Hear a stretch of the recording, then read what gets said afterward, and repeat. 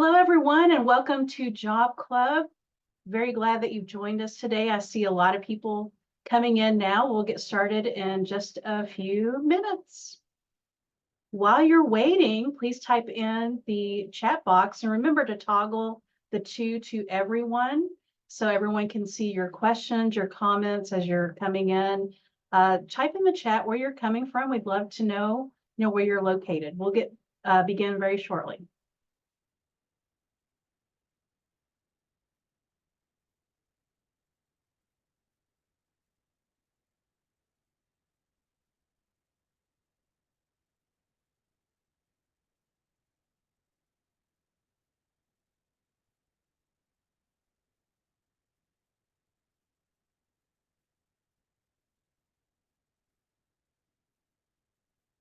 Right, everyone, welcome again. As people are coming in, we are so happy to see you here. Please type in the chat where you're located and perhaps what types of jobs you're looking for or you're targeting, what industries you're targeting here. And remember to toggle the to icon to everyone so we can see your comments.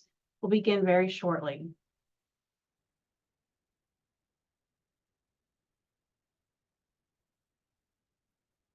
Seeing lots of people coming in and from different locations. It's always interesting to see where people from Job Club are joining us from, different states. We even had someone join us from England a few months ago, so that was exciting.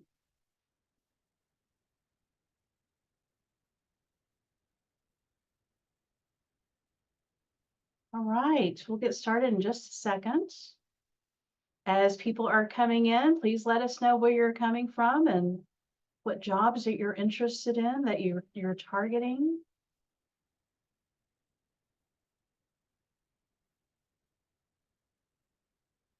All right, let's go ahead and get started.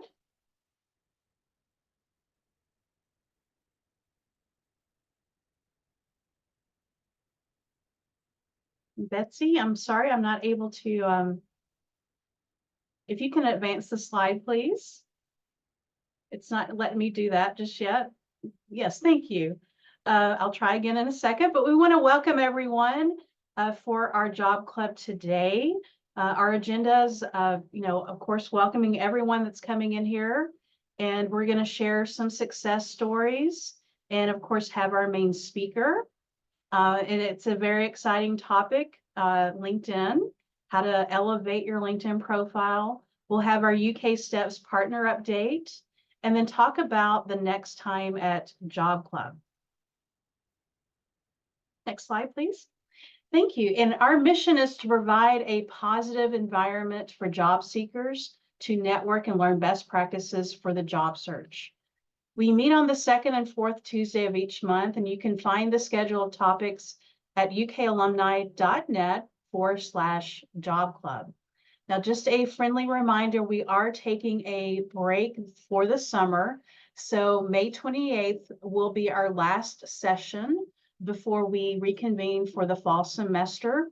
So we are taking a break for the summer, but please check your emails. We're going to be doing, some exciting things, and check your emails for our fall semester schedule that we'll be posting very soon. So make sure that you do check that out. It takes a lot of people, a host of wonderful people to put on Job Club. My name is Amy Gamblin. I am the Associate Director of Alumni Career Services. And we have Caroline Francis, who is the Director of Alumni Career Services. And also Nicole Waite, who's our employment specialist at UK Steps Temporary Employment.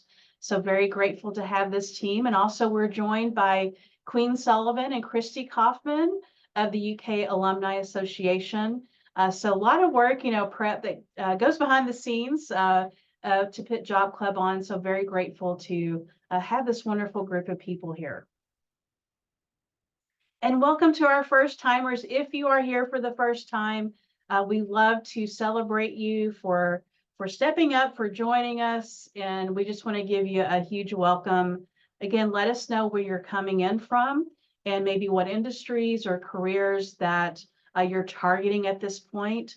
We do want to welcome all of our first timers here. We would like to draw your attention to the confidentiality.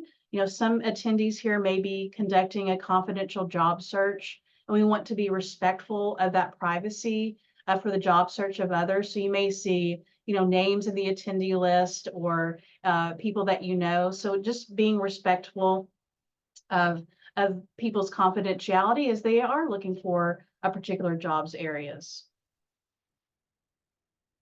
We also want to draw your attention to our free Job Club resource packet. You can scan the QR code that's on your screen here. You can find that on our website.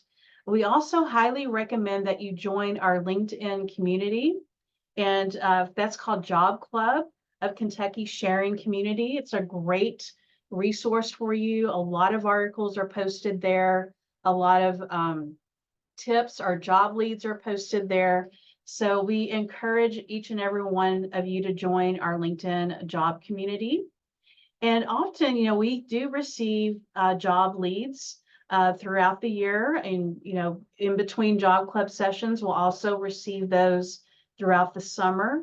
So please continue to check that resource for you to see what job leads are out there. There might be something that interests you that you want to take advantage of. So we'll continue to post this throughout the summer on our LinkedIn group. We'd love to hear your success stories, and success can mean different things to different people. It's not only about landing a new job, it's also a success could be updating your resume or updating your LinkedIn profile, or maybe getting an informational interview that you wanted to get. So success, again, can mean different things. So we'd love to hear your success story. So if you have a success, please type that in your chat box here. We want to celebrate with you. I do have a success story to share from a former Job Club participant, and she writes this: "Thank you for the outstanding service you provide with Job Club. Your webinars were suggested to me by Robin Fleischer." Yay, Robin! "At a time when I was so discouraged with trying to find new employment.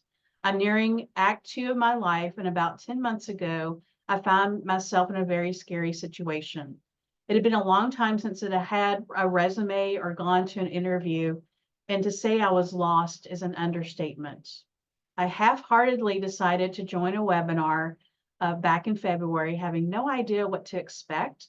Fast forward to today, and I'm preparing to begin a position at the Hershey Company on Monday. I really do not think this would have happened without all of the quality information and words of encouragement I got from UK Job Club. I sincerely appreciate your efforts." So just wanted to share that with the community. And again, if you do have a success, please let us know. You know, put it in the chat box. Send us an email of what your successes are. Again, we'd love to celebrate that with you. Now, Job Club is hosted in an online format, and we're here on Zoom webinar where you do have a chat box moderator available. We're also live on Facebook right now. There's no chat moderator there, but we are hosted in online format. Now, employers and recruiters are always welcome at Job Club, and we've had a change of our protocol in the last couple of months. So we encourage employers to submit a job lead on our Job Club sharing community on LinkedIn, or we do also have a job lead form that can be found at ukalumni.net/new job lead. So we do encourage you to send in your job leads. Again, we appreciate all of the employers who are out there. If you have a job lead, you know, put that in the chat as well. So we do appreciate our employers who are actively engaging with us in the Job Club community to let us know about those opportunities. Now, if you are a UK alum and you've attended at least 12 hours at UK, we do encourage you to sign up on Handshake for a Handshake account. That's where also a lot of employers will be posting their job leads. So that's also another resource for you. Now, it is my honor and privilege to introduce our guest speaker today, Betsy Davies. We're so thrilled to have her. She's a UK personnel as well. We love to highlight the wonderful people we have here at UK. And Betsy is the Associate Director of Career Development and Employer Relations for the University of Kentucky Pigman College of Engineering. Betsy maintains her license to practice law in Ohio and successfully marries her legal training with her current work with students and employers where advocacy, persuasion, and communication are vital to the work she does. And one of the best parts of her work is celebrating student successes. They learn to communicate their value on paper in interviews and in negotiations. Betsy is passionate about a good cup of coffee, which y'all might be enjoying right now, and can often be seen with one in hand at home with her family or while volunteering as a steering committee member for Leadership Lexington Youth Program, the Junior League of Kentucky, the St. Michael's School Board, or the Alpha Delta Phi Foundation's Development Committee. She believes a well-timed Ted Lasso or Schitt's Creek quote can add levity to most situations. I have to agree there too, Betsy. Welcome, Betsy. We look forward to learning about so many wonderful link tips that you're going to share with us today. So welcome. Thank you. And I do, in fact, have my cup of coffee right here. I'm sure it will make an appearance this morning. Okay, give me 1 second. I'll get those slides going. All right, we got that wonderful intro. I'm happy to connect with anyone, and I'm thrilled to be here. We'll have time for questions at the end, so please definitely, if you need to, so you don't forget, you can always put them in the chat box and we'll get to them at the end, but want to make sure we answer those. So jumping right in, I didn't do an official poll. It's more you can take a personal poll, and how comfortable are you with LinkedIn? Are you using it regularly? Fantastic. Then hopefully you still walk away with some new tidbits or some new ways to do it a little more efficiently or effectively.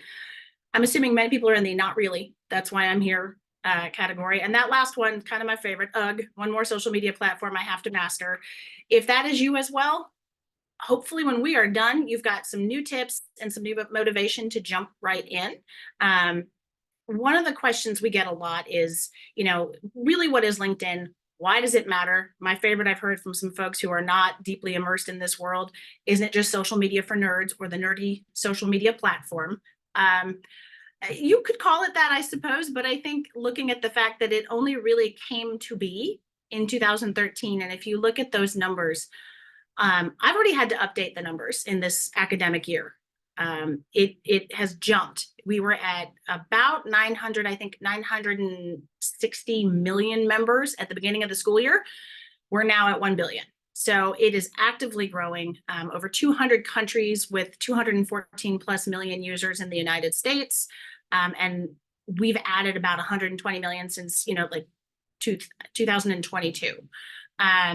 Most LinkedIn traffic, not surprisingly, comes to the United States because that's where LinkedIn was born. And India is the second largest user with 120 plus million users. There are over 700,000 companies that recruit on LinkedIn. Now that's companies of all sizes. That's companies that have an international presence and have hundreds of thousands of employees. That may be companies that have 10 employees. What's nice is it's a real equalizer in that sense that people can have access to it regardless of company size. And that's great for you too, because depending on what kind of search you're activating, or if you're just testing the waters, you have access to so many different companies and recruiters all around the world. I will say the difference with LinkedIn versus, say, Instagram or TikTok or Facebook, people tend to be on there for a little bit if they're looking at photos of family graduations or weddings. LinkedIn tends to be used in short increments. People hop on at lunch or waiting for a meeting or to post that they got a new job or things like that. So they use it in small increments. So think 10 minutes at a time. You want to learn to use it effectively. So if someone is on there and you want them to find you in that short increment of time, you want to make sure you're doing it as effectively as possible. Okay. Some of the common questions we get about LinkedIn, or that I have gotten, most of them are yes, no, but do I have to have a profile photo? Who should I connect with? Do I have to complete the entire LinkedIn profile? Should I upload my resume? Does it really matter for new college grads? Should I pay for LinkedIn Premium? What should I say on LinkedIn? Do I need to use my full name? Can I really grow my network? And the last one, an important one, do recruiters really use it? So for all of the yes, no questions on here, except for one, my answer is yes. The only one that my answer is no is, should I pay for LinkedIn Premium? And I'll jump into that a little bit later, but for the rest of those, yes. For the ones that are not yes, no, we'll jump into those in a few slides. But if you look at all those questions, my answer is yes to all of those. And I won't just leave you hanging with that. I will go a little deeper into what that looks like, but that's a lot of what we'll touch on throughout the presentation. But I want to, before we get into that, this is so very important. I get this one a lot. Well, should I go ahead and just create my LinkedIn and really focus on that if I haven't updated my resume or created a new resume? Spoiler alert, nope. 100%, I want you to take the time to, if you're in the process of rewriting your resume, updating your resume, do that first, because so much of the gold you can farm and put into your LinkedIn profile comes from that resume. So if you're doing that right now, that doesn't mean you can't start working on LinkedIn, but I 100,000% advocate for working on that. Getting that resume updated, making sure you're talking about the things in a really, strong, efficient manner so you can use some of that on LinkedIn. The other thing you'll see at the very bottom of that slide is I want you to think a little bit about your personal brand. And when I say personal brand, I don't mean like TikTok influencer. We're not trying to get likes and get endorsements. I mean, if you do that, fantastic. That's not largely what I'm talking about. I'm talking about thinking about the things you do well, the things you're proud of, the things you have worked on, how that all comes together in your life, and how you can present that both in resume and on LinkedIn. And I'll show you a little bit of what I mean. On this next slide, the top right is what you would find about me on LinkedIn. Also, that picture, let's take a moment and enjoy that. I was much more well rested. I didn't have a child yet, so we'll enjoy that photo. But the top right is my LinkedIn. That's what you would see. Everything that's on the bottom are some of the elements of my life. Do they all show up on my LinkedIn? No, I don't actively showcase my son on my LinkedIn. My dog would probably love to be showcased on my LinkedIn, but he's not. But I try and bring a sense of humor to most things. As I said, I bring coffee to most things, love my coffee.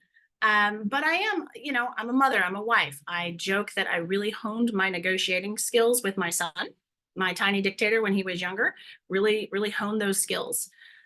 I love the work I do with students in UK engineering. I enjoy getting to help them improve their skills and really learning how to negotiate for themselves, to advocate, and the work that I've done in my volunteer work. I have had various roles covering numerous things. One of the things I'm proudest of is that I was the chair of the Saddlebred Horse Show here in Lexington, the Junior League of Lexington's Horse Show.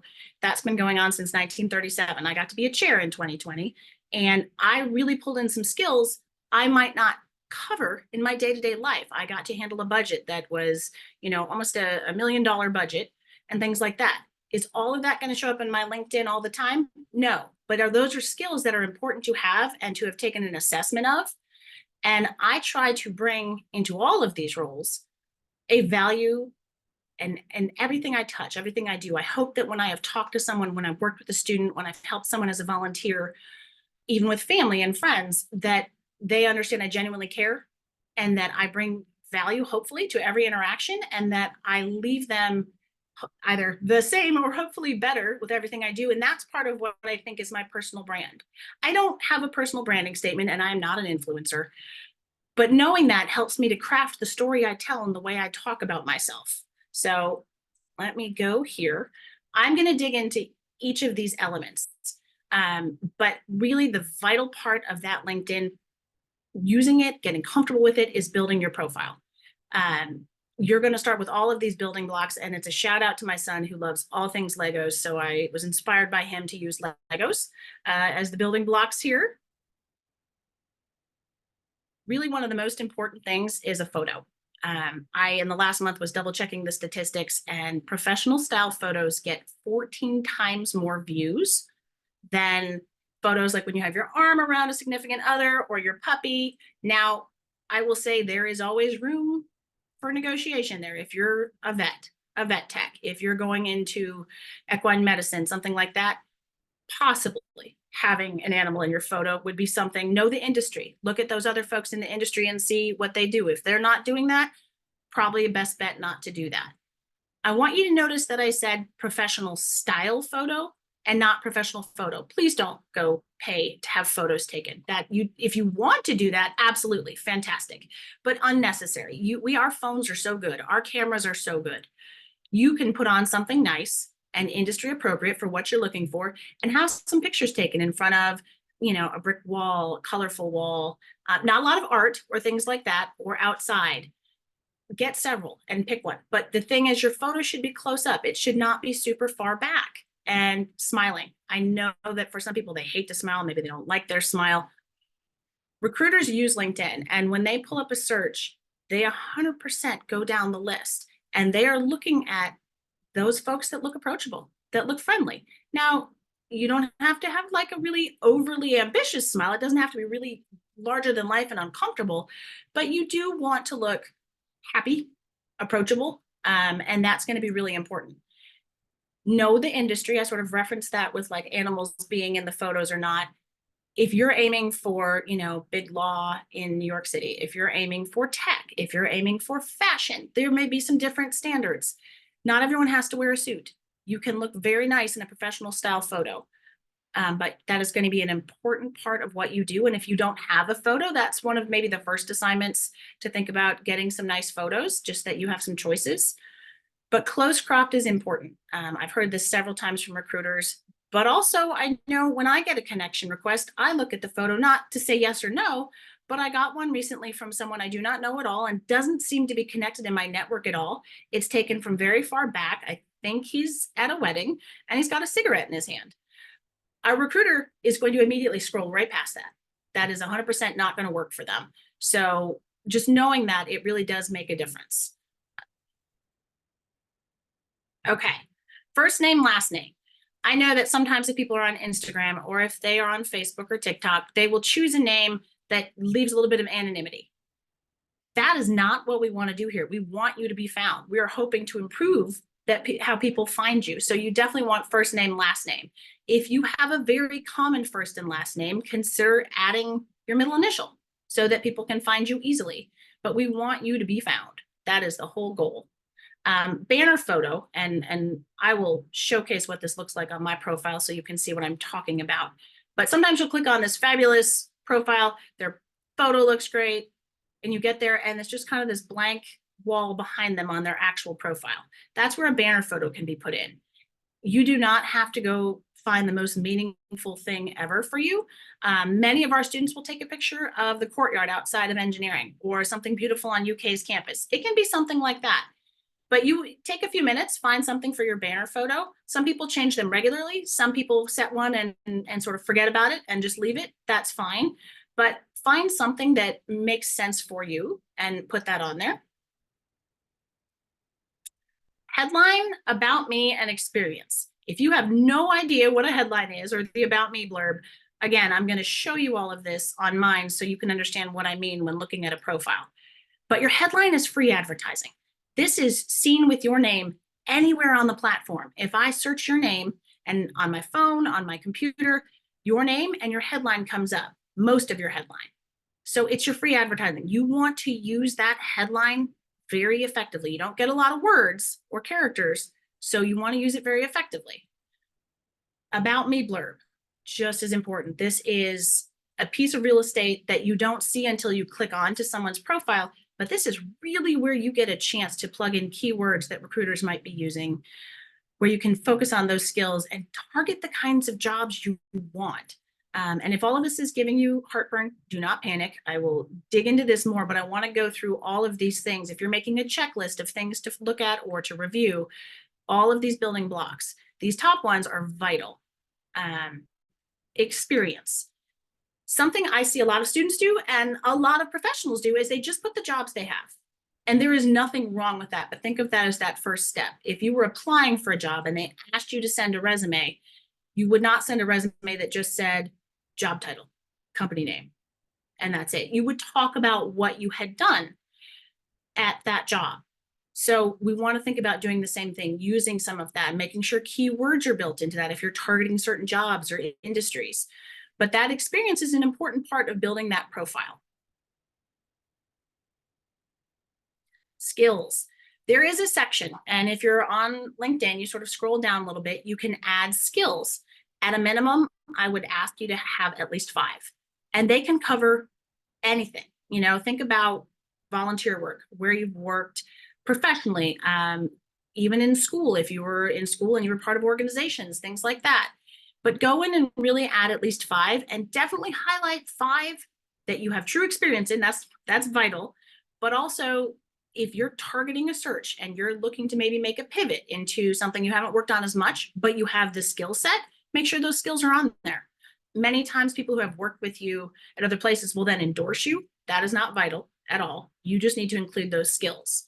But many times your colleagues are like, oh yeah, Betsy was fantastic at negotiating, and they will endorse me for that, or different things like that.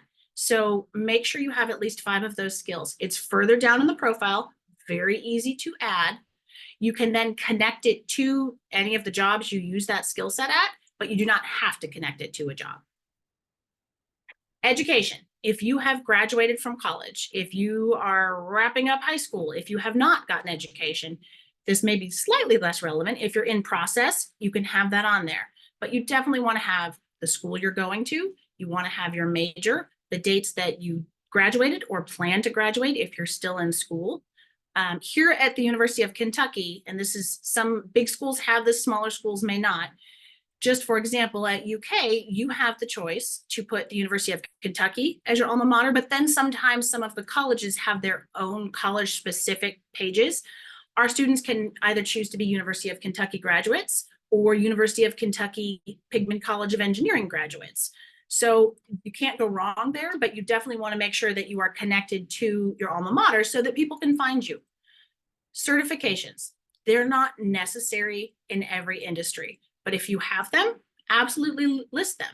If they have expired, decide if it's worth having an expired certification or not, or if it's something that might be useful and you're planning to get again. Absolutely. But if it's expired and you're no longer actively utilizing that certification, you don't want to misrepresent that. Last but not least, as I alluded to, volunteer work can be very helpful. If you're not actively volunteering, you do not have to go out and start volunteering so you can build up skills. If you want to, that's outstanding. Include that on there. But just having the things you're interested in is great. Okay, recommendations. This is not vital at all, but you absolutely can reach out to colleagues, to people you've volunteered with, to people you've worked for. If you're a consultant, reach out to past clients, things like that, and ask them to give you a recommendation on LinkedIn. It's very easy. It takes no time at all. I've done it for friends. I did it for a friend just the other day who getting ready to launch a job, and I've worked with her in multiple capacities. And so it took me a few minutes to type up a really solid recommendation that someone can go see. Your interests, you do not have to worry about this, but join groups that are of interest to you. If you are really into 3D printing, there may be some great 3D printing groups, and that's really relevant to you for what you're searching for. Join association groups, kind of like Job Club is just one example of a great group. Keep looking. If you're in an industry that has a lot of trade associations or groups, go find those and join those. People can see, if you allow it, the people that you're interested in following, the companies you're interested in following, which is great. So you can have that section sort of rounded out. It's at the bottom, least important. I'd say focus on everything above before you get to that. Open to. This is something where when you are actively searching and people know you're searching, you want to turn this feature on. You can actually turn this on from your main page on your profile. Only do this if you are actively searching and it's publicly known. If you are potentially looking at making a move, it's time for that next move at work, or you're relocating, you may not want your colleagues, your HR, your boss to know just yet. So do not turn that on if that is the case. Keywords, the reason I have that on there, we're going to talk about this over and over again. There are words in job listings that recruiters are looking for, job titles, that if you have worked in that area, if you have that experience, you want to make sure you have those words sprinkled throughout all of your LinkedIn profile. It's very helpful. I want to stop and say this, and I may say it again too, but for those of you who are considering a job search, or for those of you who are or at the beginning of a search that is not public, I want to make an important note for you, and don't forget to do this. If you've been actively using LinkedIn and people are used to seeing your name pop up in their feed, I want you to make sure you go to your settings, and I'm going to peek over here at my computer over here to make sure I tell you the right spot. In your settings, there is a spot called visibility. And under visibility, you can go and down under visibility of your LinkedIn activity, turn off share profile updates with your network while you're updating your LinkedIn profile. The reason I'm doing that is if you're going in and updating how you describe your job role, if you're updating anything on your profile, LinkedIn's going to pop that out to your network right now. And if you're connected with people at work or HR or any of that, they're like, huh, Betsy's updating her LinkedIn. Wonder what's going on there. Sometimes it's because people got a promotion, or you're just adding skills or a project you worked on. That's great. Turn it off until you're finished. Again, that's under settings, visibility, visibility of your LinkedIn activity, share profile updates with your network. Just turn that right off until you're done making all the updates, so that no one gets a notification about that. It's just a little safety feature so that A, your network doesn't get a notification every time you update a sentence, but B, if you're trying to keep the search a little private and you're updating your LinkedIn, nobody's going to really be seeing that. So just don't forget to do that. Okay. Oh, and specificity, I'm sorry. I got too excited about my slides there, got a little too fast. One of the things about LinkedIn, if you know very specifically the industry you're looking for or the kinds of jobs you're looking for, you don't want to be too broad right now. You want to focus in. You want to be very specific about the kinds of jobs you're searching for, the industry you're searching for, if that's what you're aiming for. Because with a recruiter, when they go to see your profile versus someone else's, if you're really broad, and mine's going to be broad because I'm not actively searching, and I will show that to you in a moment, you want to be specific. The great thing about LinkedIn is it's really easy to update. You can make changes regularly, and that doesn't hurt you. But you want to be specific with your headline, with your about me. You want to make sure that you are not too broad, so that people aren't like, oh, jack of all trades. Do I really want Betsy working for me? She's done all these things, but what is she interested in? And that can be a little daunting. If you are not sure and you are just actively searching, there's different ways to do that and still be specific. Okay, jumping into mine. If you look at the picture on the left, since it was me searching on my phone, I'm the first thing that came up. That's not surprising, but I plugged in my name on LinkedIn. Obviously, I came up first. The headline is that part that has my title. It says Career Development and Employer Relations, UKY Engineering, and then Relationship Build. And I just want to focus on these other ones. These are not bad, any of them. But if you get the chance to ensure that you're focusing in on what you're doing. So I'm not making fun of anyone's here. I like to use them as examples. So Betsy Davis, customer focused leader and team champion. That's great, but I don't know what she does. And if I'm a recruiter, I don't know what that means. So that's great, but I would still, if she has a specific title, if she's HR, and that's what I would get HR in that headline. There's still room for that to show up. I would get HR in there. Senior education researcher and writer, that's great. But if there is a specific focus area for Elizabeth Davies Mercier, I like adding that a little bit, getting very specific. Now, if you're not searching, that's fine. You don't need to worry about that. You know, and the bottom one, I love that bottom one. I love all about that. But again, if I'm a recruiter, I don't necessarily know what that means. But everyone's got a photo here. You notice they're close cropped. And most everyone's smiling, which is great. That's what you want. So if you then go to the picture on the right, you will see that if you go to a computer, that's what my profile looks like. And at the top, I've got Career Development and Employer Relations, UKY Engineering, Relationship Builder, Persuasive Speaker, Communications Grader, and Esquire, licensed in Ohio. I've also got my location. So if I were looking for jobs, and let's say I'm looking to make a move, I might change my location. I might change my location to Boston, if that's where I was aiming to be. My about me, mine is very broad, deliberately so right now, because I am not actively searching. Good news from my boss. And, you know, from the students I'm working with, I'm not actively searching right now, but it's very broad and it incorporates everything I've done. So mine is a little bit of a what to do and what not to do. My picture is close cropped. That is my banner picture. You do not have to have something like that. You can have whatever you would like for your banner picture, but pick something meaningful. Just don't leave it blank. It almost looks like you forgot. And we don't want that when someone goes to see your profile after you put in all of this hard work. I want to show you what I would do if I was actively searching. Like, what would I change? If it was a public search after a layoff, so many things, just about everything, honestly, on my blurb and my About Me blurb and my headline. If I was testing the waters or making a change or considering making a change, it'd be subtle. Subtle changes that if someone had looked at my profile last week, wouldn't notice I had changed on purpose. You know, they wouldn't really pay any attention to it. So it's a little trickier when you're navigating a transition, but not impossible. And let me dig into that deeper for you.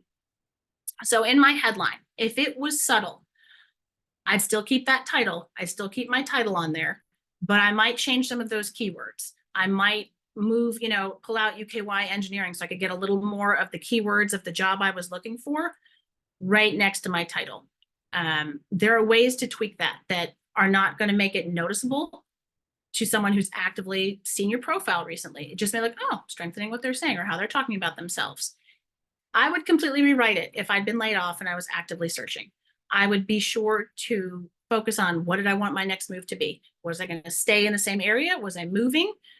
Those kinds of things. But I would definitely rewrite the whole thing if I was actively searching so that I was very targeted, very keyed in. If I was staying in employer relations, but maybe not career development, I'd focus much more on that. But you want to consider having your job title, especially if your job title is something that you intend to stay in. If you are actively searching and people know about it and you're aiming for something slightly different, let's say you're moving from career development to, we're going to say public speaker, that's very generic, but public speaking, you know, then I'd focus on public speaking professional with, you know, and then focusing on some of those other keywords. And that's just an example. If you move down to the About Me, again, mine is broad. It's very broad. It's showing everything I've done, which is fine right now. If I were subtle change, like those subtle changes, I wouldn't do a complete overhaul.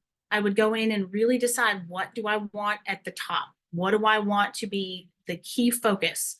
And change some of those words, change how I describe certain things. Again, if it was a layoff, total rewrite. I would completely rewrite this and focus in specifically on the skill set and the jobs or industry I was targeting, and rewrite how everything I've done fits with that job I'm targeting. So it's a really great opportunity to do that. And why that matters is because if a recruiter has taken the time and you've come up in their search and they click through to you, they're going to very quickly look at this and determine, do I want to go any further with this candidate? Do I really want to get in touch with this person?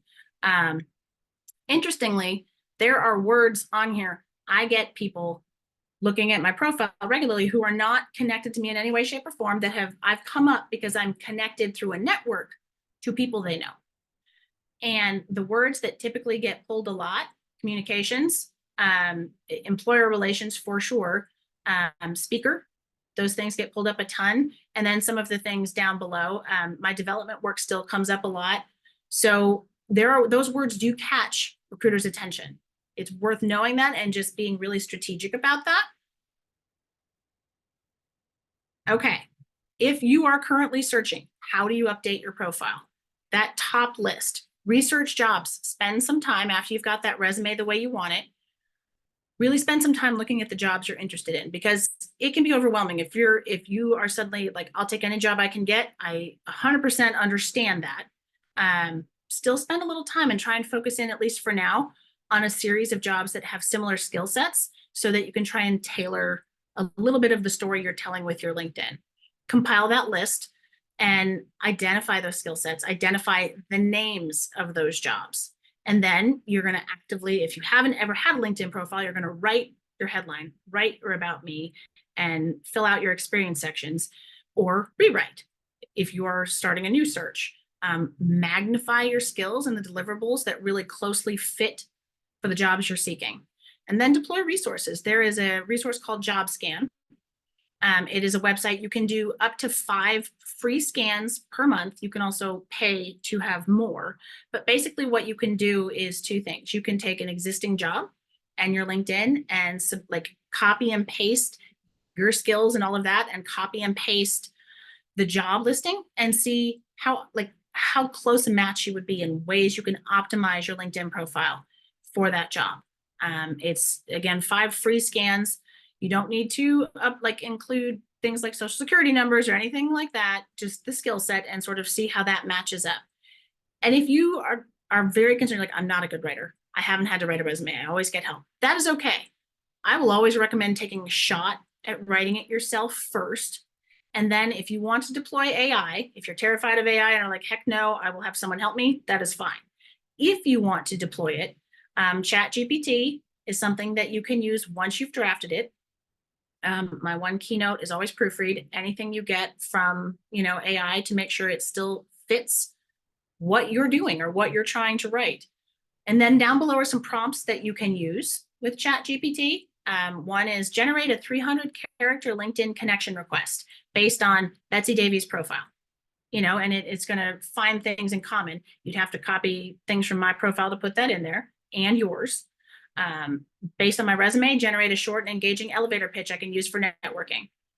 Those are some that you can see, but then a prompt that is also helpful is, I need help describing my work experience. Can you provide some bullet points or highlight my responsibilities and accomplishments? You have to put what you have currently. You have to talk about the work you do, and it can help you rewrite those.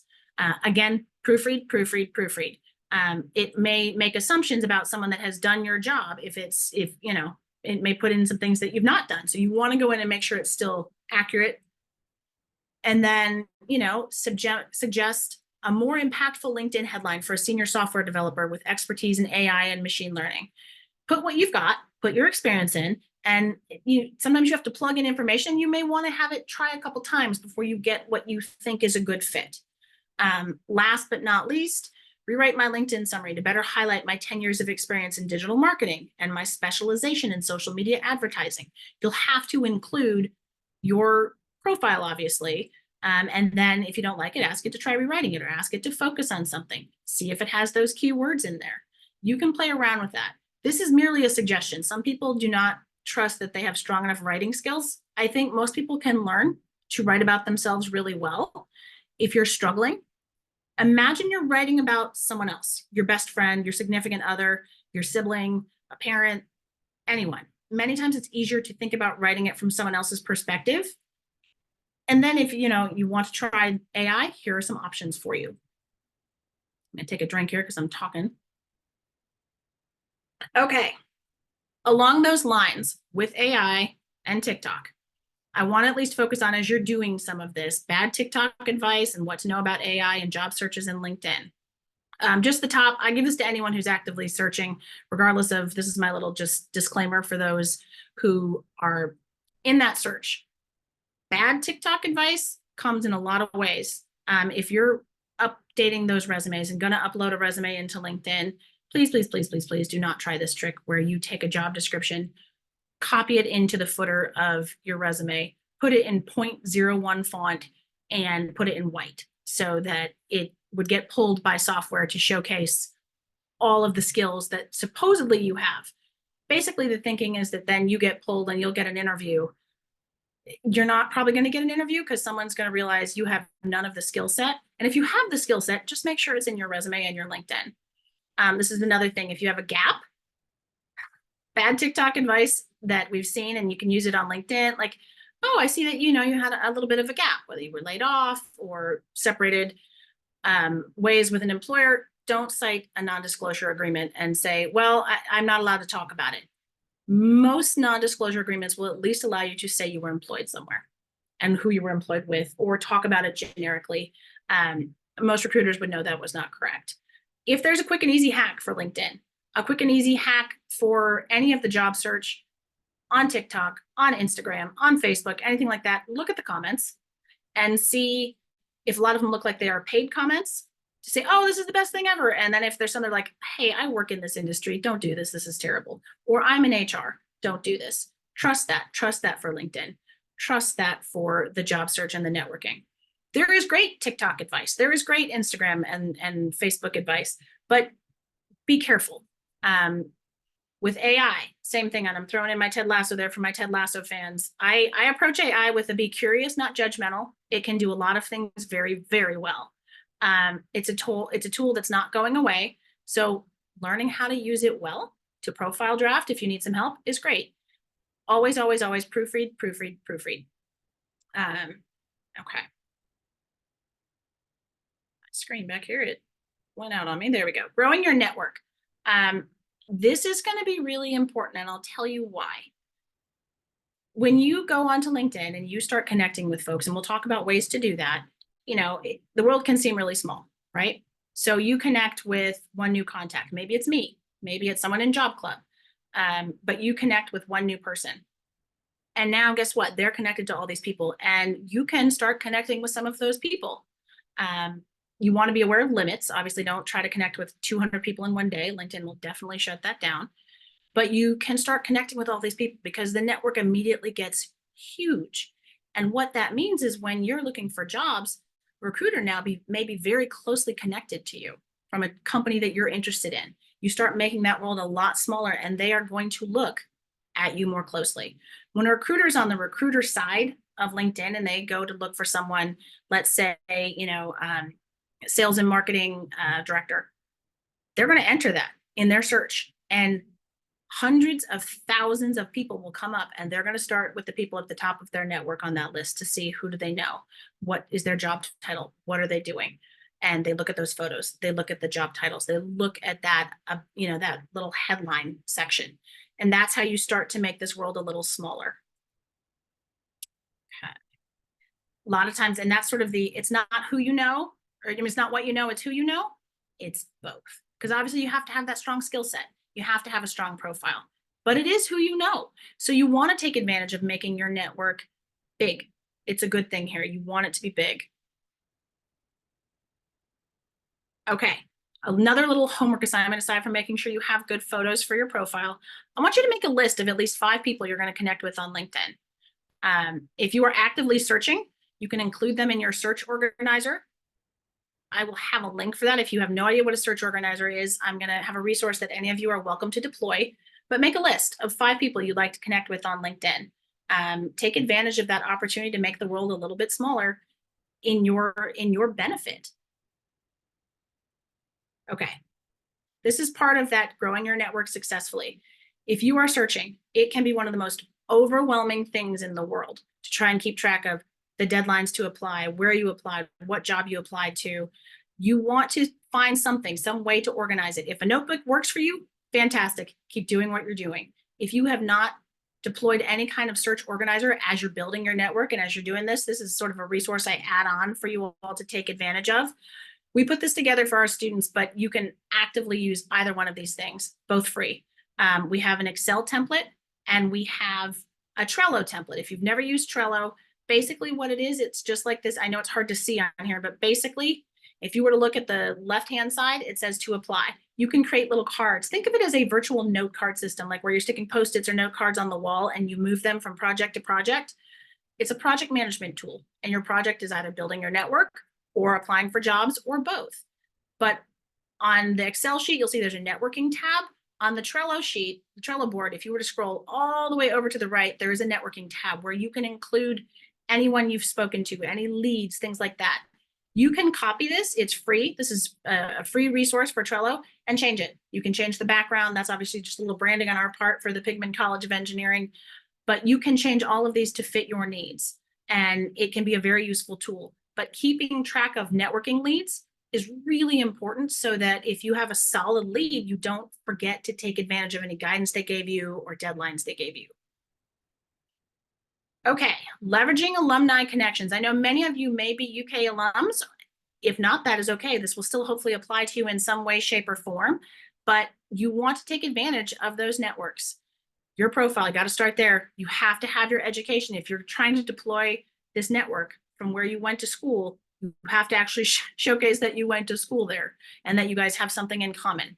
Because if I get a connection request from someone from my alma mater, which is Wittenberg up in Ohio, I'm going to immediately go, oh, they're from Wittenberg. Fantastic. Yes, I would love to connect and help them. So make sure that's on there. Companies, start searching for companies that you're interested in, targeting those companies, but specifically for alumni at those companies. And then you're going to reach out to chat with them. This, for many people, it's like, oh no, I don't know them, I'm not reaching out to them. Step outside that comfort zone. As a part of this, you do not need to pay for LinkedIn Premium. If you want to, that is great. You do not need to pay for it. If you are in a search, and whether you've been laid off or you're just beginning the search, you may not want to spend dollars that way. You can always try the free month and see if you have any better luck with that, but you do not need to actively pay for LinkedIn Premium at this point in time. And I hear that over and over from recruiters as well. They pay for it because they're using it as power users. That's very different. You do not need to. Okay, how to find alumni. I'm using UK Engineering as an example, but if you were to log on to LinkedIn, it's easier on your computer. I will always recommend doing this part on a computer versus your phone. You would go to a company, and I chose Bell Flight, and you're going to go to their people page. You'll see it that on the sort of green highlighted section up there, it's people. Under people, you have the opportunity to say where they live and where they studied. For UK Engineering students, we'll tell them to enter University of Kentucky and University of Kentucky College of Engineering, and then see, so 6 people came up under Bell Flight. You can go further and focus on what they studied. I have found that University of Kentucky alumni are fantastic in that if you reach out to them, they will respond. They would love to talk to you and to help a little bit. That's true of many places. Like if you see someone from your alma mater reaching out, many people are going to be happy to do that. I know at the University of Kentucky, my experience has been, we have great alumni, and they would absolutely love to talk to you if you also went to school. You don't have to know them. You don't have to have spent time in class with them. But it's very helpful. It's a great tool. So why did I show you this? Well, we just went to this, and we went to Bell Flight, and we found 6 people from UK, 2 of whom studied mechanical engineering. If I were someone wanting to get to Bell Flight, whether I'm a new grad, whether I am someone who's been out for a few years, I would reach out and connect. Because guess what? Chances are those people know some of the recruiters. Chances are they can talk to me about their experiences or what they love about Bell Flight. Okay, so that's what we're jumping into next. So you found them. What do you do? Option 1 is the least desirable. You just send them a connection request with no context whatsoever. They may ignore it. They may not see it right away. Not everyone's on LinkedIn every single day. I'd say, I'm on it fairly frequently, but not always every single day. Know that it could be a week. It doesn't mean you need to cancel that request or anything like that. They just may not have seen it. But you can send them a connection request. Option 2, send them a connection request with a 300-character message.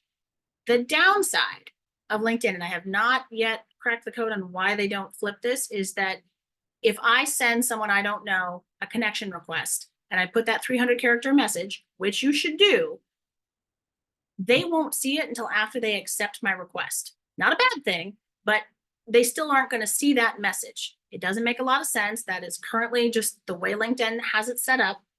Option 3, send them that connection request with the 300-character message. And then this is going to feel very outside of some people's comfort zone, but I highly recommend it. You're going to try and find their professional email. There are 2 ways to do this that you're not breaking any laws. You're not doing anything that you shouldn't, but there's RocketReach or Hunter.io. Basically, you're going to enter in RocketReach, you take the URL for that person's LinkedIn profile, enter it, and it will try to find their email for you. You get, I think, 4 or 5 of those searches for free per month. This is one where if you're going to be actively searching, perhaps you wish to pay. I don't remember what it costs for a paid plan right now, but if not, you can do both of these things. Same with Hunter.io. It's going to try and give you their professional email address. Now you can send them an email at work. It's not creepy. I promise you can explain to them you're reaching out about learning more about their company. But what I want you to do when option 3 works, they're going to also accept that connection request on LinkedIn. You're going to arrange a 10-minute conversation that is a part of leveraging that fabulous LinkedIn profile and building that network on LinkedIn. And it's a 10-minute conversation, and that sounds really, really weird. Like, why 10 minutes? Well, I'm going to tell you this, and I'll jump into this in a minute. If you're reaching out to someone who's super busy or someone you don't know, asking for 30 or 45 minutes or even an hour, that's a lot, especially if you're reaching out to someone who's high up in a company or is just balancing being a family member and an employee. That can be a lot of time to request. Maybe they don't get that much time during a day. If they're working in something that's Defense Department related, they may not have their phone or access during the day, but they can give you 10 minutes at the beginning of the day by the end of the day, everybody can usually find 10 minutes. And many times if the conversation's going well, they will go longer than that, but everyone can usually find 10 minutes to talk to someone. These are some examples of cold outreach. You're going to see that, one is from a student, one is from, an alum, and it's like the subject line. You have to have a subject line. Okay. And, it says, do you have 10 minutes to chat Bell Flight Culture? Again, we're sticking with that same company we looked for. Greetings from a fellow Wildcat. I'm interested in a design engineer position with Bell Flight, Bell Helicopter. I was excited to see UK alumni there. I would love to get 10 minutes of your time to ask you a few questions about what you love about working at Bell and the company culture. Could we set up 10 minutes sometime this week or next week for a phone call, Zoom call, FaceTime call? Always include your email, relevant information like when you graduated, and cell phone number, those kinds of things. Make it as easy as possible for them to get in touch with you. They may pick it right up and send you a text message saying, hey, I'd love to talk to you. Let's talk tomorrow. They may say, oh, I can't talk until next week. Will that work? Great. This is where you want to be flexible, especially if you're trying to expand that network. You're going to notice on both of these are very brief. We live in a world where we get so much email all the time, and you want to be sure that they can read the entirety of your email from their phone. Like, that doesn't have to be the case when you move forward, but if you look at on this one right here, this one is showcasing they can read the beginning from their phone, from their inbox, and then over here, they can read the entirety of the email from their phone screen. That's important because we get so much email. People want to be able to read very quickly. Moving forward, if you're having great conversation, the emails don't always have to be that brief, but to get their attention, be brief and make it clear what you're wanting. They may respond, oh, I can't give you a job. Oh, I know that is totally fine. I would just love to learn more about what you love about the company. I'd love to talk to you. This is part of that, leveraging that LinkedIn. You're scheduling that 10 minutes. And I will say, when you are the one asking for their time, be flexible. If they can only talk at 7:30 in the morning, if you're not a morning person, you still want to get that time. It's important. If they're on the West Coast and it means you're taking a 9 p.m. call so you can talk to them, that may be what you have to do, but that's okay because they're still willing to make time for you. Definitely do that. Offer dates for them to make it as easy as possible. Or you can consider creating a free Calendly link so that they can go find your schedule and availability and just select a time and they get sent a time. Then spend some time really thinking about the questions you want to ask them. If you're in an active search and you're utilizing LinkedIn, you want to come up with some questions to ask them. Again, it's 10 minutes. When you get them on the phone or on FaceTime or Zoom, set a timer for 10 minutes. Again, I'm stressing that really hard because this is a chance to really lean into that you are someone who's going to honor their time, you respect their time, and that you honor that you made a commitment for only 10 minutes. When that timer goes off or is getting close to going off, you can say, we're getting close to time and I promised you only 10 minutes. I want to make sure that, I get one last question in. Many times they will say, oh, I've got a few extra minutes. That's fine. And sometimes they don't. They have exactly 10 minutes, but it's really important that you're listening actively, potentially taking notes if they're giving you names of people to reach out to or how to follow up. You can absolutely ask them, sounds like you love where you're working.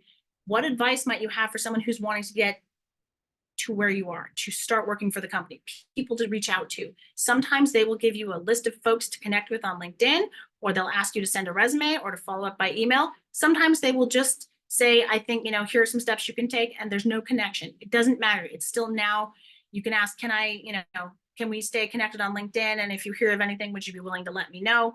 But really take advantage of that network and absolutely ask them if you can mention them. If they say, oh, reach out to HR. Well, Betsy, thank you for your time. Is it okay if I mention that we spoke? They may say, absolutely. Tell Sarita, I said you can mention my name. It's making that world smaller. Or if you're connecting on LinkedIn, they're going to see that you're now connected to me and we've made the world smaller. So, and then thank them in person and thank them by email. Send that thank you again. Okay. This is sort of a hit list of do this, not that. As you're building that network, absolutely, you can apply to jobs on LinkedIn. You can find them and apply directly on a website. If you want to do that, you can go straight to their website. There is a feature on LinkedIn called Quick Apply. Please, please, please do not apply using Quick Apply. I got this tip from an employer. They had posted a job, about 200 applicants for the job. Unfortunately, by using Quick Apply, which most of the candidates did, it skipped two very important supplemental questions. One was asking if someone had if they had a certification that was vital to the job, and the other just had some other information they needed. None of the candidates that used Quick Apply saw that. They were all discarded as potential candidates. So they had to relaunch the search. Don't use Quick Apply. It just take the time to apply. It takes a little bit more time, but then you don't miss out on something. You might be the perfect candidate who gets discarded and disqualified because you missed an important question. You might have the certification they want. So just double check on that. Protecting your contact information is vital. Anyone can create a LinkedIn account.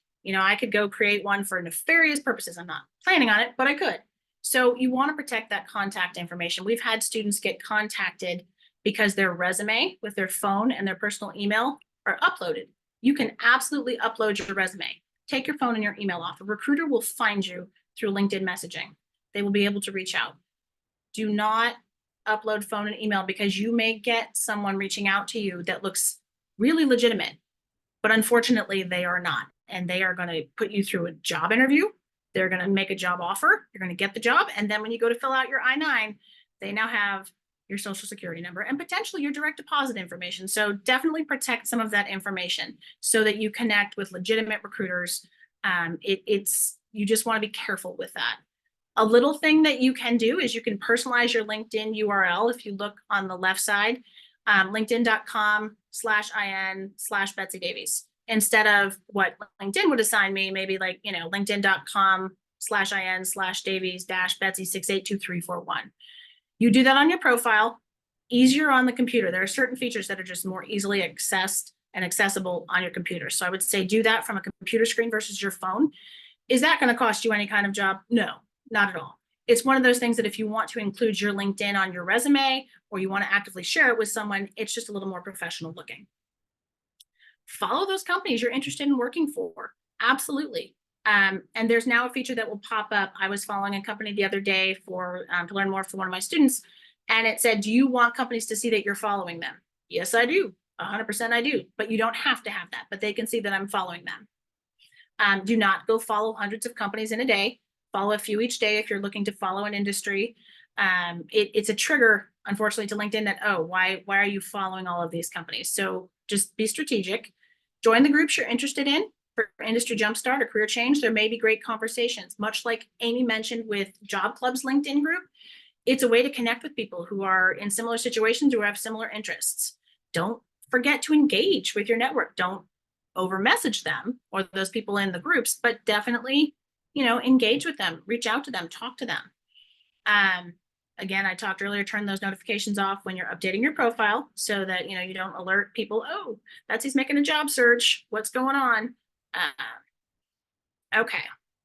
Review visibility under settings. By that, I mean, just double check to make sure that things match up the way you want. There are things like let people find me by phone number, let people find me by email. If you want that, 100% that is fine. Just go and double check them and make sure that the settings for visibility, for privacy, for security match with what you want. I would recommend if you are searching, you want to be found in Google searches. So if someone goes and finds me, I've got the setting that says can be found in a Google search with my name. But again, make sure it matches what you need. Do not be worried if you're going into an industry or working for a company that is a Defense Department contract or security clearance or things like that. You will many times see profiles for those folks that have limited information. That does not mean they are completely suspect. The recruiters usually have much more visible information for those companies, but some of the people that work there may be limited in what they can post, what they can share. So that is one of the few exceptions to they may not have much information or a really robust profile. If you're not one of those folks, it shouldn't be an issue. Definitely collect with alumni or connect, not collect. You're not collecting them, you're connecting with them. Connect with alumni. And if you go to a conference, if you're on a group like this and you want to connect with some of us, please feel free to do that. Include that note so that people, if they don't know you, can, when they accept, they see, oh, wonderful. Now I know why this person is reaching out to me. No more than 10 per day. 100% LinkedIn will sort of say what's going on here. Is this person getting ready to do to spam a bunch of people? What's happening? Feel free to share things that are engaging or helpful, articles of interest. You'll see people share things that are relevant to their company, to conferences, anything like that. Be careful in commentary think of this as professional social media. Even if someone posts something you maybe strongly disagree with from, if it's something that you can just pass right by, or you can respond to politely and sort of professionally, great. But try not to treat this as a chance to argue with people, because anyone can see responses to things. It will show me in your feed. Like if Amy decides to just get into a nasty argument with someone because it's about, the Chiefs, and she hates the Chiefs. She hates that football team more than anything. If I'm looking to hire and I see Amy, I might be like, oh, I don't know if I want to do that now that she's engaging over things like football. So, just be careful with that. I'm sorry, Amy, for calling you out. I have no idea if you like the Chiefs or not. My husband's a Chiefs fan. Okay. LinkedIn is social media. Don't forget that. For some people, social media literally does induce this sort of panic of, I don't know if I want to be engaged in social media. If that is you, you can do this in a really professional and strategic way. But I will say, if you have other social media, the thing I tell my students is true for anyone. If you have things on your other social media that would offend your grandmother or my grandmother, think about locking it down, making sure it's not publicly available, because recruiters will absolutely go look you up when they're considering hiring you. I was on a search committee over the last year for a position that was relatively high up, and I Googled someone who's something on their resume didn't sound quite right. And I realized, oh, yeah, they were not being honest. And there was actually a whole press release about this person being fired from the company they were fired from. A, you don't want to be the person in the press release, but B, double check your social media, because their social media was not locked down. I was able to get more information and figure out a lot of stuff that, helped us to understand that was not the right person to join a team here at UK. So double check your social media, understand your social, like your personal brand. Connect, as I said, with everyone, be honest and authentic. What that looks like. I don't actively go look for opportunities to like post something that I think is going to have just a phenomenal response. But I posted this not too long ago.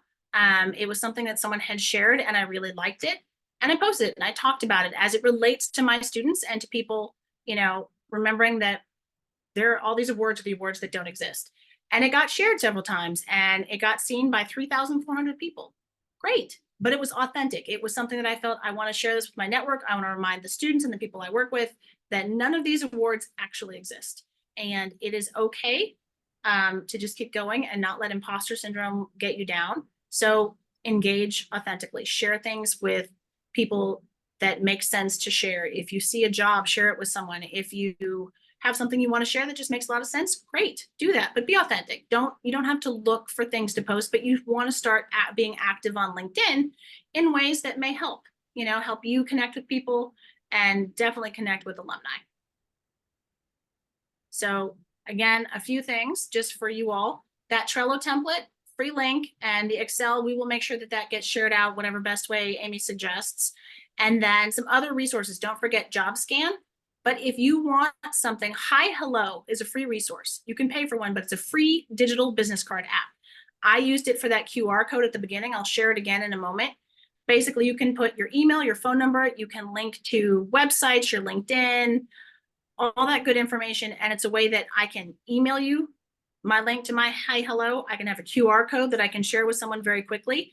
You do not have to go get personal business cards. If you are searching, this is a great way to make sure people can connect with you very quickly. And that's a QR code that should take you to my Hi Hello, just as a quick thing. And now I have talked a ton. There's still some time for questions. I definitely want to take questions. Couple of questions that came in. Thank you so much, first of all, Betsy, for a wonderful presentation. So much tips, that you provided for LinkedIn. I know I was taking notes. I'm sure everyone else was as well, but we appreciate all of your insights and your experiences. And wow, what a great presentation on LinkedIn. We do have a couple questions. One participant said, if most of your jobs were over 10 years ago that are actually in the field you're interested in, should you show those? How do you get around the date issue on LinkedIn? So I wouldn't worry about the date issue. I mean, put it in that it was 10 years ago, but that's the great thing about those skills. You may not actively have been doing that recently, but you still have the skill set. And so you can make sure that the descriptions of those jobs are strong. Make sure they are in there, and make sure you're about me. If it's not public that you're actively searching, you're going to subtly make sure you focus on how you use those skills. And it's a little bit more of an intricate dance when you're trying to be subtle. If you're trying to make sure a current supervisor or someone doesn't see that you're looking, it's a little more intricate. If it's overt, if people know you're looking and you're looking to get back into this field, you're going to focus on that. And you can talk about that in a way, whether it's speaking to it as having a passion for that and really wanting to get back to those skill sets, or talking about how those skill sets, I'm making up new words, sorry, skill sets have enhanced the work you've been doing within the last 10 years. If it was over 10 years ago that you did that, find a way to sort of showcase how those skills strengthen the work you did. It can be done. If you're overt, it's really easy to do it. If it's more subtle because you don't want someone to know you're searching, it's finding ways to take some of those keywords and put them into the current jobs you've done as well, and make sure that about me and that headline focus on both in a way that doesn't get you fired from your current job, but allows you to showcase those skills. Yeah, and then another interesting question as you were speaking that came in, which I think is an important question that people are considering. Don't you think about getting into ageism? You know, when you showcase, you know, when you're talking about your experiences, how do you get around that? Well, that's a very valid question. And I probably don't have the perfect answer for that. I will say that the reality is, if you go to apply for a job, you're going to probably have to put the dates you worked for a company. It's a red flag if they don't see that. They're going to start to see like the age anyway.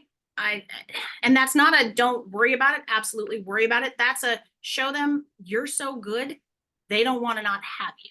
And I'm not saying that in a glib way. I'm saying that if you have age and experience, you bring a lot to a team, and we just want to tell that story in the most impactful way. And that's not me discarding the fact that ageism is a very real thing. But at the same time, if your skill set comes from over 10 years ago, we want to showcase that. We want to highlight that. And you want to talk about how those experiences are part of what you're bringing to the table.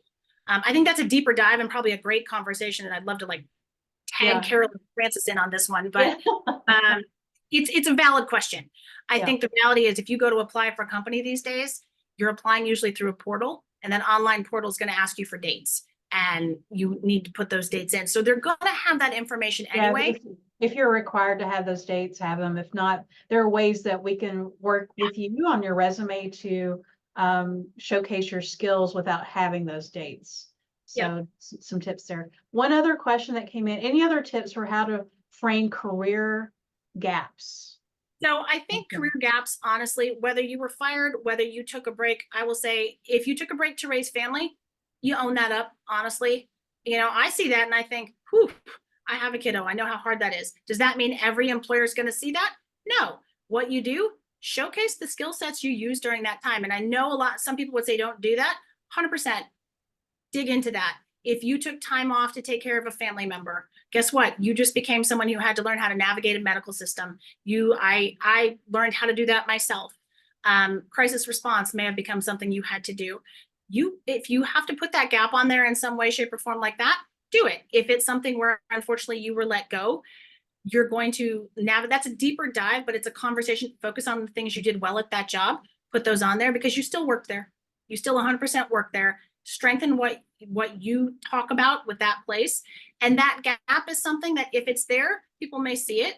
They're going to ask about it. And you just get comfortable talking about it versus trying to jump over it and not talk about it. I experienced a layoff in my career, and you want to make sure you have some people in your corner who can talk about the work you did and the things you did well. It can be really disheartening going through a layoff. If you get let go, I'm sure that's even worse because you're dealing with imposter syndrome. You want to just address those things up front and talk about how it was a really great opportunity to make a pivot, to shift into this new opportunity and really focus on getting into a field you love and working on things that you can bring value to. And I say that having lived through a layoff, I know how hard it can be to talk about that. That takes some practice to get comfortable with that. You just on a LinkedIn, if you've got the dates, it's there and you don't worry about it. If you got laid off and it's public knowledge, you can address that in your About Me.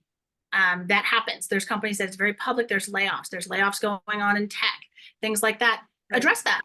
You can Okay. have that and they know why you're searching. Awesome. Are being cognizant of time now. I see some other questions coming in. I've got the chat that I can download, and we'll get back to those people who asked additional questions. But I want to turn it over to Nicole, who's going to wrap us up today. Hi, once again, Betsy, thank you so much. This was a great, great presentation, and I will not be before you long. Once again, I'm Nicole with the University of Kentucky Employment Team, and I work specifically with STEPS. STEPS is a great way to get your foot in the door, I should say, with the University of Kentucky. And what I'll do is that I'll share some of the job leads that we have. We have a LinkedIn page where we share many of those jobs. And of course, we have our not our email, sorry, but our website address listed in the chat there also. But we have jobs varying from admin jobs to hands-on jobs, warehouse, etc. So there are many jobs out there that you can take a look at and apply to through STEPS. And if we want to go ahead and move on to the next slide here. Okay, UK Alumni Career Services, our very own Amy Gablin and Carolyn Francis, who is not with us today, but she'll be in the next meeting. Feel free to schedule a meeting to meet with them at UK Alumni Services, as Amy was speaking about during this presentation. If you want to go more in depth about ways to tailor your resume or kind of highlight some skills, you know, not just with ageism, but just in general. If you need that resume help, they're a great group of ladies to work with to receive that help. And let's see what's going to happen the next time on Job Club. Okay, so the next time is going to be job search strategy tips from HR and an HR and recruiter panel. I'll be on that panel myself, along with Laura Mobley Korn, Sarah Sword, and Rachel Manzullo. So feel free, of course, to go ahead and register for that. We would love to see you all again at Job Club. This is always, the panel interviews, always a really good time to get those questions out and get them answered in lifetime. So thank you all again. Thank you, Betsy, for the wonderful presentation. You all have a great, great rest of your week, and we'll see you next time on Job Club.